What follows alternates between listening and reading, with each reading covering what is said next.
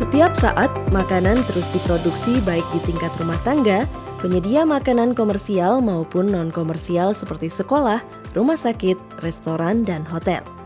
Makanan yang diproduksi tentunya harus memenuhi syarat kebersihan sehingga dapat menjamin keamanannya dan bermanfaat bagi kesehatan yang mengkonsumsinya.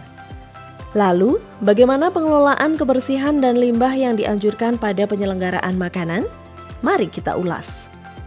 Sebelum membersihkan area dapur dan mensanitasi peralatan yang digunakan pada pengolahan makanan, petugas kebersihan dapur harus melengkapi diri dengan alat pelindung diri lengkap sesuai SOP, yaitu memakai sarung tangan, penutup kepala, pakaian tertutup, alas kaki tertutup, apron, dan masker.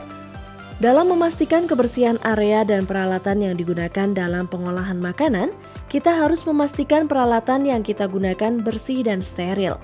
Membersihkan dan mensterilisasi atau sanitasi adalah dua hal yang berbeda. Istilah membersihkan lebih tepat untuk menggambarkan aktivitas yang menghilangkan kotoran yang terlihat dari permukaan benda. Misalnya pada bench pengolahan makanan, kita bersihkan dengan lap dan cairan pembersih untuk menghilangkan debu yang menempel. Lalu kita mencuci peralatan yang digunakan dalam pengolahan makanan. Langkah-langkahnya adalah membuang sisa makanan ke tempat pengumpulan sampah atau scraping. Lalu dibilas dengan air atau direndam dalam air yang disebut dengan teknik flushing. Dicuci menggunakan sabun pencuci piring hingga bersih atau kita sebut dengan washing. Dan dibilas kembali dengan air mengalir sehingga tidak ada lagi sabun yang menempel atau kita sebut rinsing. Selanjutnya adalah sanitasi. Sanitasi adalah tahap selanjutnya setelah cleaning atau membersihkan. Disanitasi berarti disterilkan dari mikroba dan bakteri yang mungkin menempel pada alat dengan menggunakan cairan sanitasi. Cairan ini biasanya mengandung bahan kimia yang memang diperuntukkan untuk menghilangkan bakteri pada permukaan benda.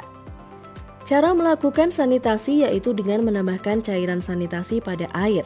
Kemudian diukur suhu atau keasamannya sehingga tidak terlalu asam atau basa dan aman untuk digunakan.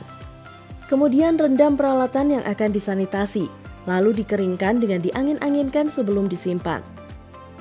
Setelah kita tahu proses cleaning dan sanitizing, selanjutnya kita perlu tahu bagaimana pengelolaan sampah pada penyelenggaraan makanan. Karena selain memastikan kebersihan peralatan yang digunakan, memastikan sampah dikelola dengan baik juga merupakan salah satu bentuk menjaga kualitas dan keamanan dari makanan yang disajikan pada penyelenggaraan makanan. Untuk dapat melakukan pengelolaan sampah dengan baik, kita perlu tahu jenis-jenis sampah yang muncul di dapur penyelenggaraan makanan agar nantinya bisa sesuai dalam memperlakukan sampah-sampah tersebut. Pada penyelenggaraan makanan, sampah dapat berupa sampah organik, yaitu dari sisa makanan yang ada pada piring pelanggan dan tidak habis dikonsumsi. Ada juga sampah yang berasal dari bahan makanan yang tidak dapat dimakan, misalnya bagian tulang, duri, sisik, sirip pada ikan, cangkang telur, atau kulit dan batang buah dan sayur. Lalu, ada sampah non-organik, yaitu seperti kemasan-kemasan plastik, kardus atau karton, dan botol-botol kaca.